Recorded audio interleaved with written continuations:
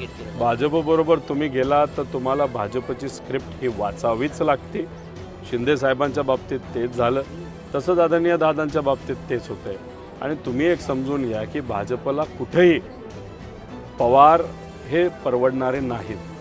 त्यामुळे अजितदादांना जवळ घेतलं असलं तरी सवयीप्रमाणे तुम्ही अनेक नेते भाजपचे सुद्धा घेतले नाही, तर जे पक्ष जवळ आणले त्यांनी संपवलंच आहे. लोकनेता जो होता तो नंतर लोकनेता कधीच राहिला नाही.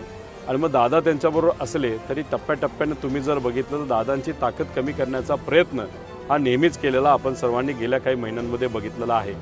लोकसभेपर्यंत ही सगळी जी शक्ती तिथं गेलेली आहे त्यांचा वापर भाजप करेल आणि लोकसभा संपली, विधानसभेच्या वेळेस याच लोकांना भाजपच्या तिकिटावर भाजपच्या चिन्हावर लढावं लागेल. हे आपल्या सगळ्यांना बघायलाच मिळणार आहे.